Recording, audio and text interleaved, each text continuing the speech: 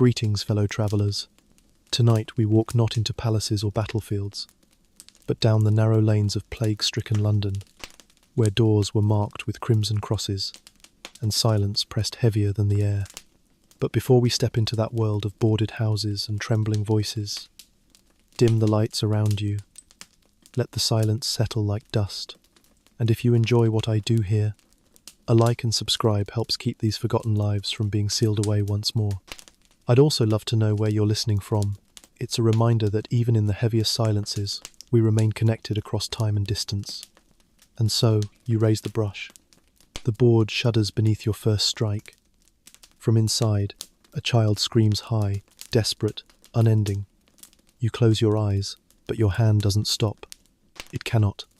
The law does not bend for tears. You know the stakes before the hammer ever rests in your palm. The Lord Mayor's orders leave no room for doubt. Plague houses must be sealed. Families locked in for 40 days. The healthy trapped alongside the dying. Refusal brings punishment. Hesitation brings risk. The impossible task is yours to hold death inside with nothing but timber, nails, and the trembling weight of your arm. The wood is damp beneath your touch. A brush dips into the thick pot of red paint at your feet, and you drag the crude cross across the grain, scarlet bleeding down like fresh blood. Above it, you scrawl the words required by law. Lord, have mercy upon us. Behind the boards, a child's sob cuts through the silence, high and raw. A mother's voice follows, begging you not to do this. Your hammer answers her. The first strike rings out like a bell. Iron biting into nail, nail into wood. Each slam echoes down the narrow street, clashing with the frantic pounding of fists on the other side. Sweat beads on your brow. The pitch stings your nose. Salt settles on your tongue, bitter as fear. Splinters bite your palms as the board jerks with every blow. This is your role, not healer, not priest, but labourer. A hand that holds the city's line against contagion. A hand despised by those it condemns. You are a wall between survival and collapse. A barrier of flesh and conscience. Another nail bites home, then another. The pounding within grows frantic, until your final strike falls, and the silence that follows is heavier than any sound. And in that silence, you know this is only the beginning. The year is 1665, and the city groans under a weight no walls can bear.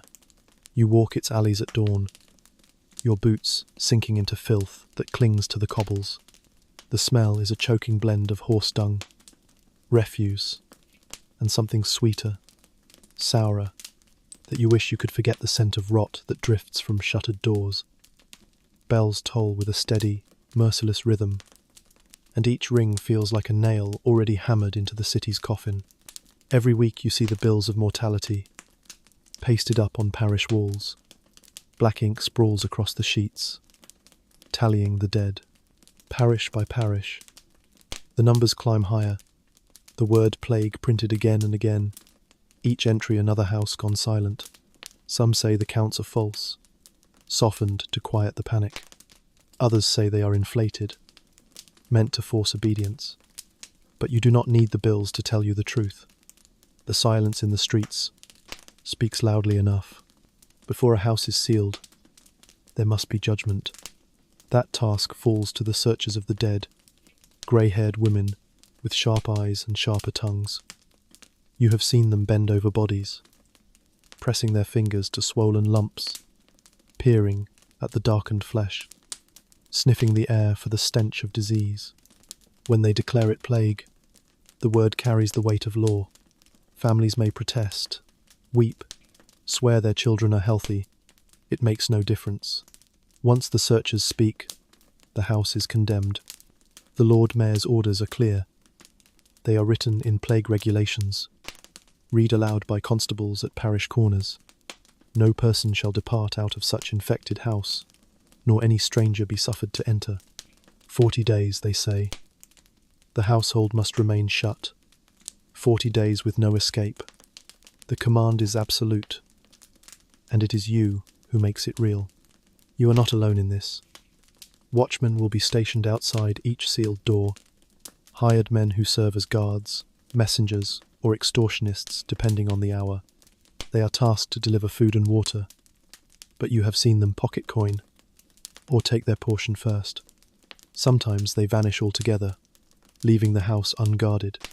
Then it is only the boards, your boards, holding contagion at bay.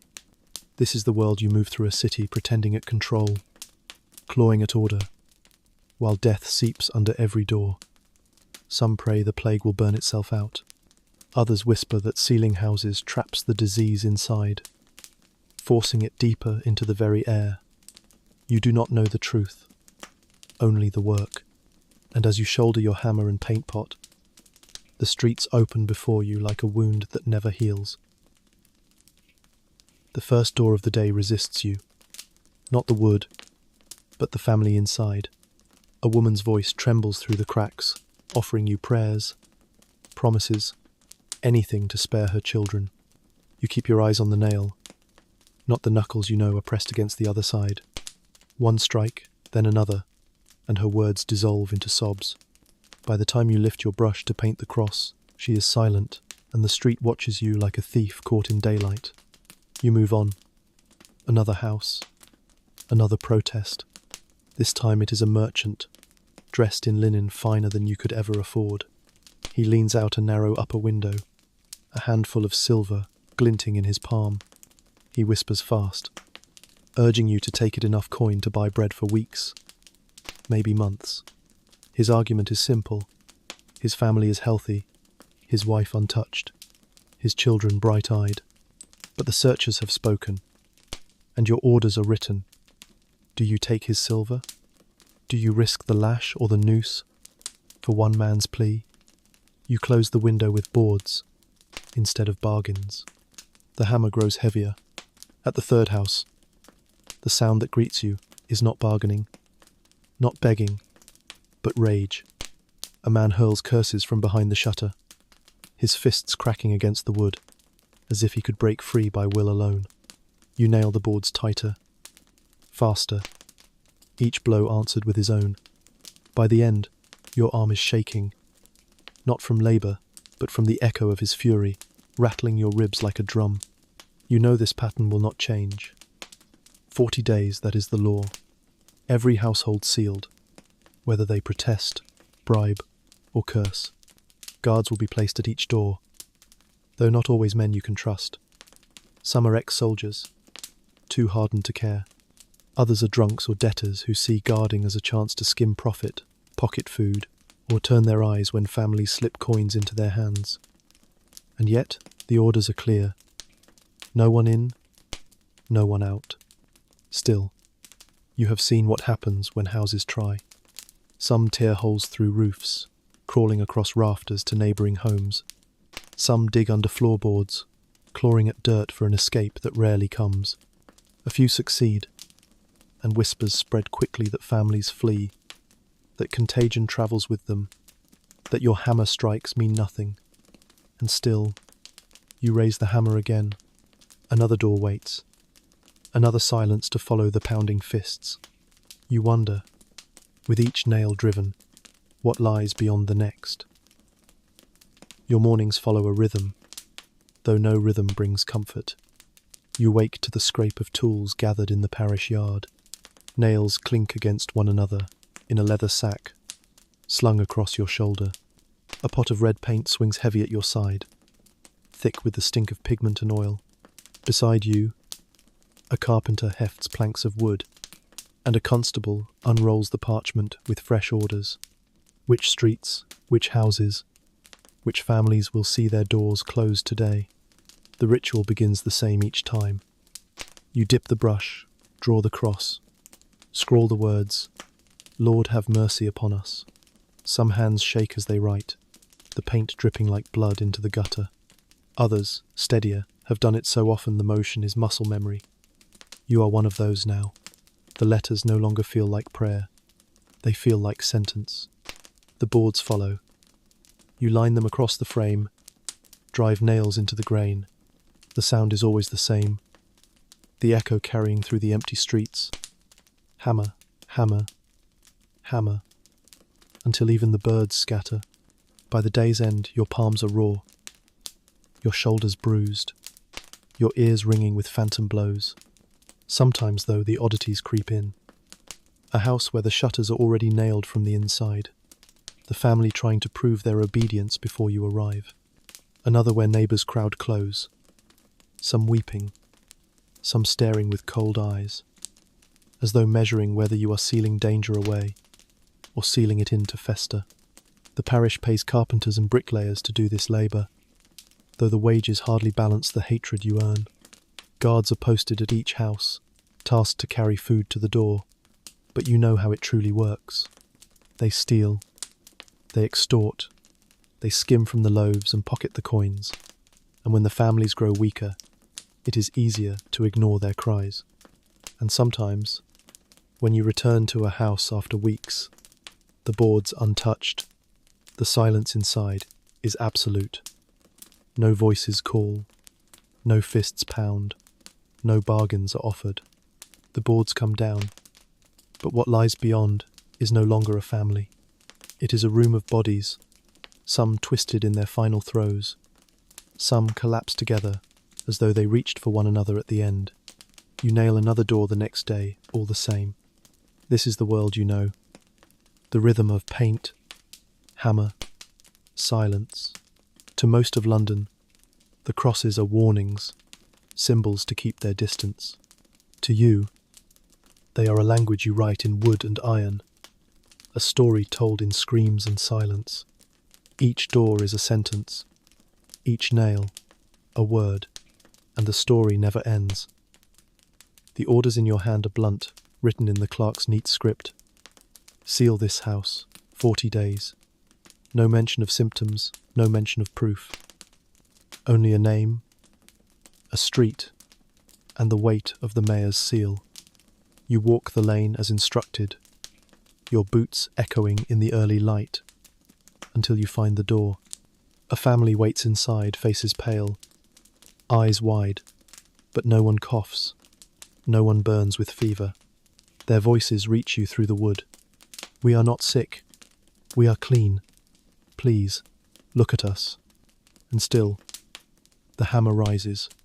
The boards close over their pleas, nail by nail, your heart hammering with them. By the time you paint the cross, your hands are trembling, and you cannot decide if it is from the weight of the brush or the guilt that settles heavier. The neighbours mutter behind you, some nodding in grim approval, others shaking their heads. You know what they think, that you are no longer sealing sickness, but sealing the living in a coffin of wood. You turn the corner, and the sight that greets you is worse. A noble's townhouse, its windows open, curtains fluttering like banners. Carriages roll freely in and out, servants bustling with baskets of goods. Inside, the family dines at a long table, laughter drifting faintly into the street. The whispers say they bribed their way free, slipped coin into the right palms. You know it is true. You have seen the same look on officials, before a subtle nod, a folded purse.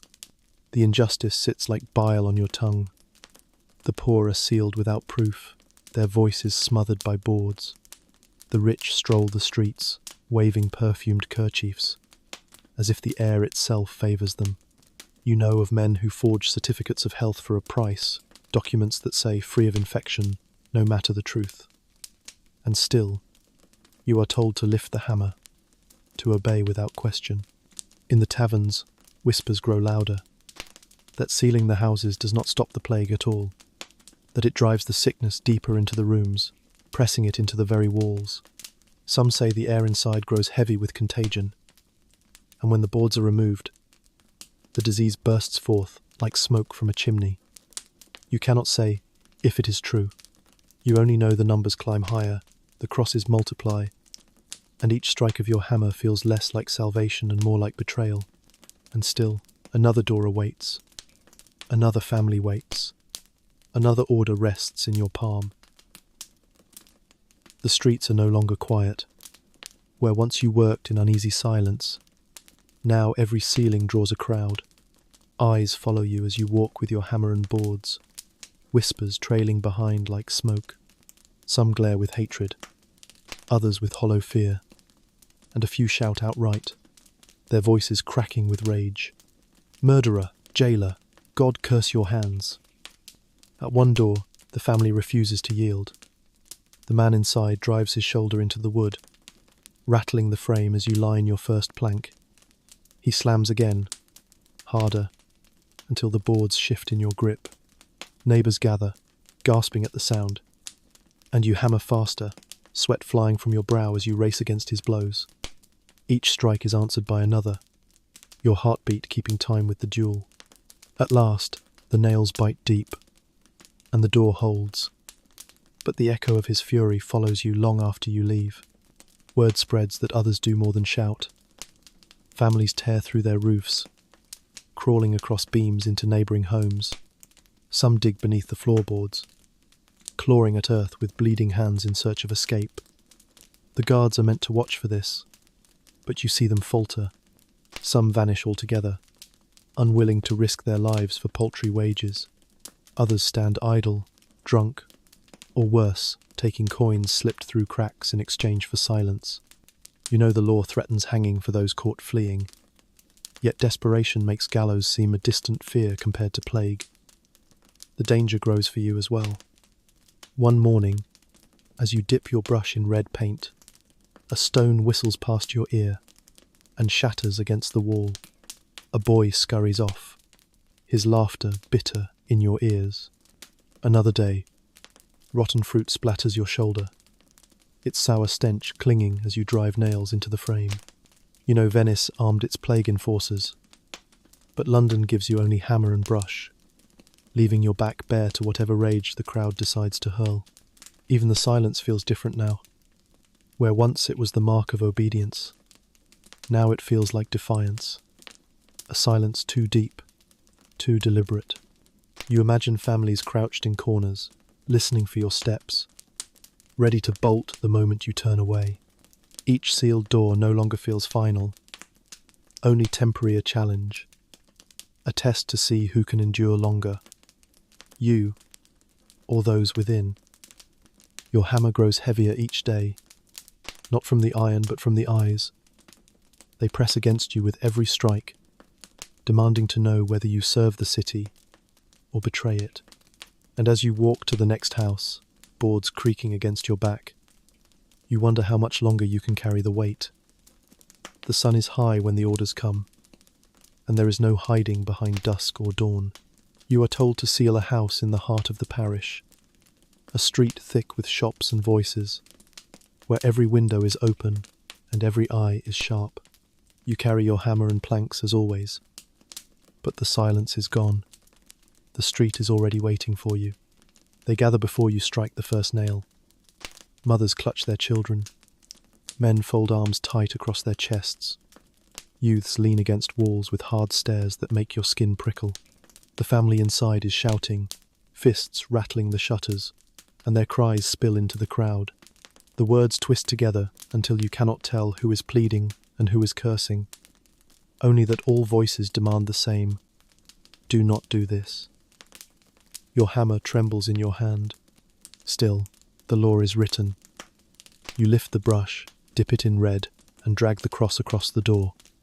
A ripple goes through the crowd, some hiss, some spit, some fall to their knees muttering prayers. The paint drips, thick and scarlet, as if it bleeds from the wood itself. You bend to scrawl the words, "Lord have mercy upon us." A stone arcs from the mob and smashes against the ground at your feet. Another follows, striking the board before you can raise it. Shouts erupt. Murderer! Coward! You seal the healthy with the sick. Rotten fruit bursts against your shoulder, its stench coating your clothes.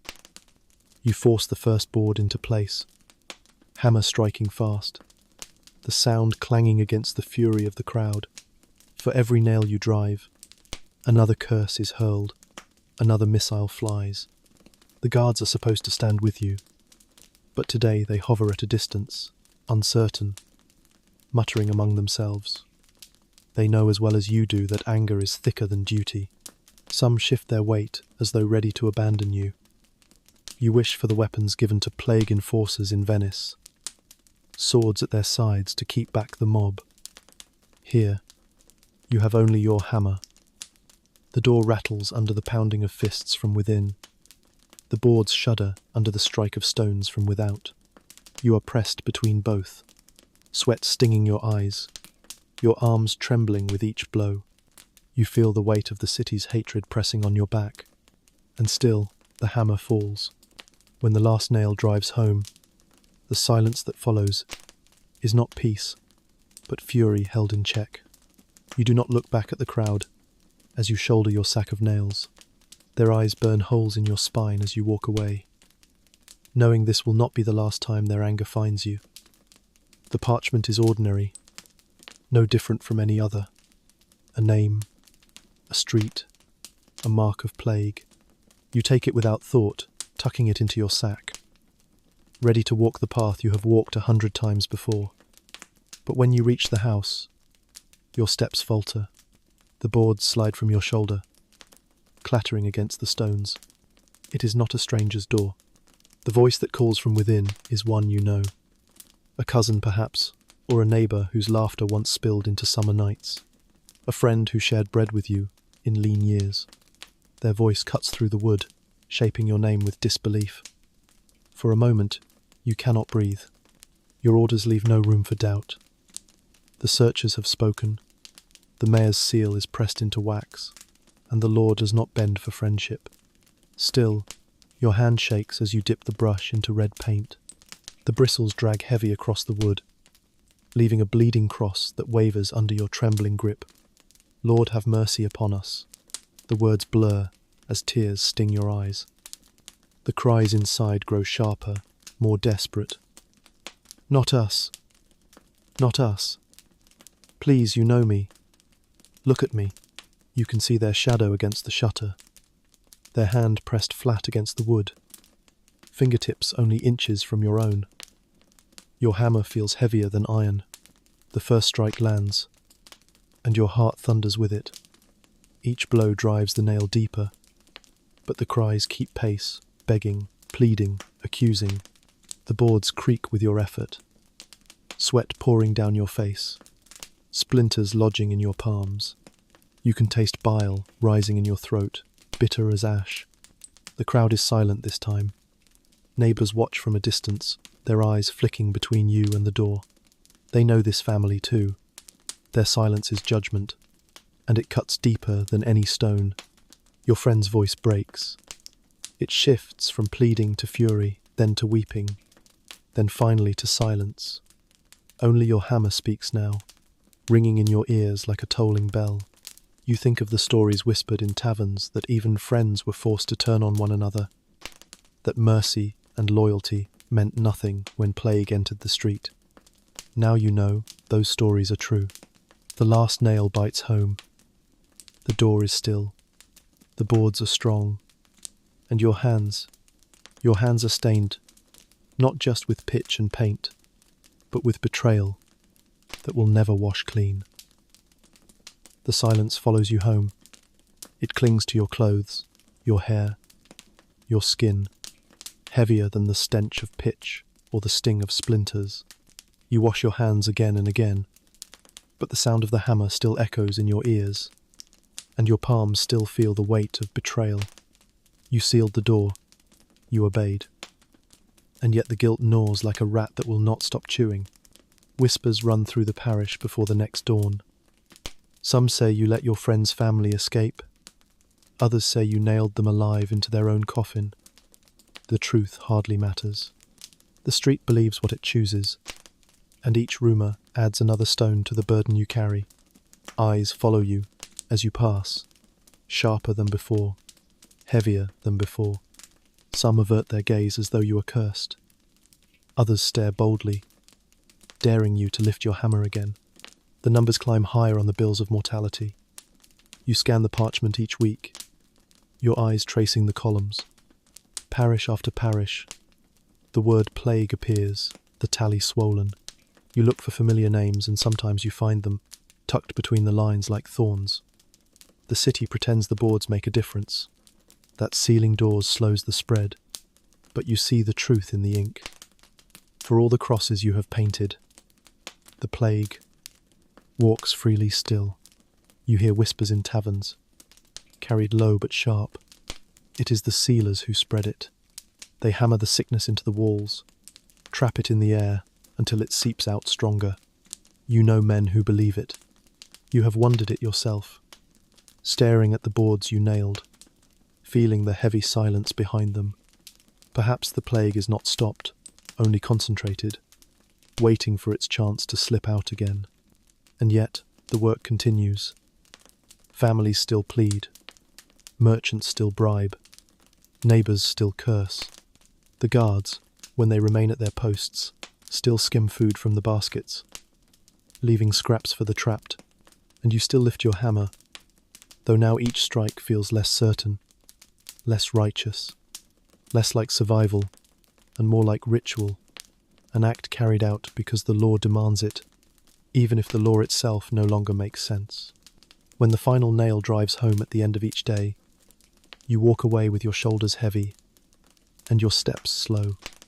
You tell yourself you serve the city, that without you, chaos would consume the streets. But the look in the neighbour's eyes says otherwise. To them, you are executioner, jailer, plague bearer, and in your own heart, you are not sure they are wrong.